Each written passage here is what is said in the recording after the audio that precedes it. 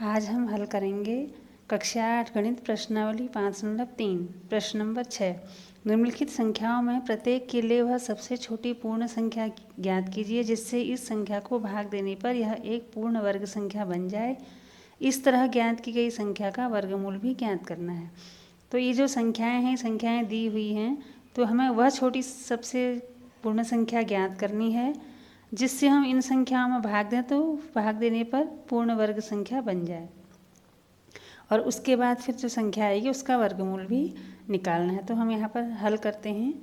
सबसे पहला है 252 प्रश्न नंबर 5 में भी था, तो हम दूसरा वाला ले लेते हैं। 252 के हमने गुणनखंड किए हैं प्रश्न नंबर 5 में, तो अब हम दूसरा वाला ऑप्शन ले लेते हैं। यहाँ पर 2925, तो यहाँ पर हम 2925 के गुणनखंड करेंगे।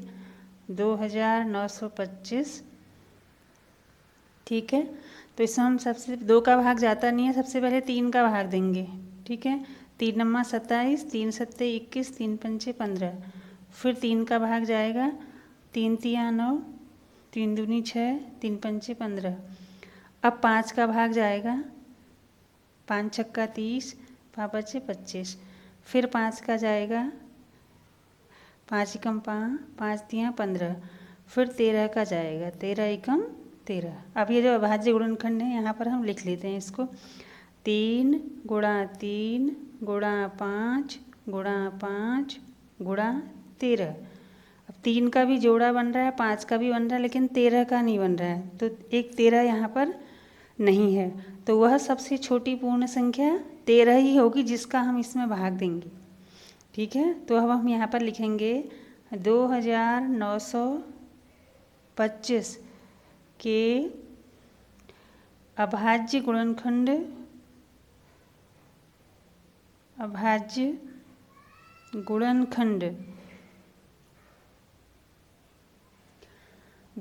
में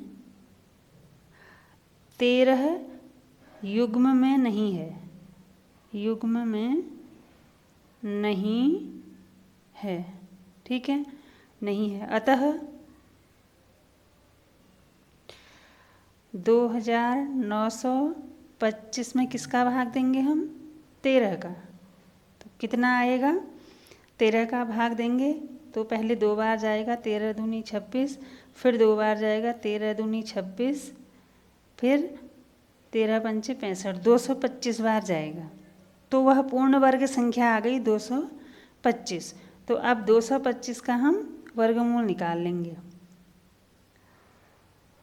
225 का वर्गमूल निकालेंगे। अब 3 का जोड़ा है, 5 का जोड़ा है, 13 से हमने भाग दे दिया है इसमें, तो अब 3 और 5 बचा। 3 गुणा 5 बराबर 5 तिया 15, ये उत्तर आ गया। अब इसी विधि से आप इन सभी संख्याओं का आंसर निकाल सकते हैं। पहले अभाज्य गुणनखंड करेंगे और उसका जो जोड़ा नहीं मिलेगा उस संख्या का भाग दे करके आप इसी विधि से ये सारे ऑप्शन को हल कर सकते हैं।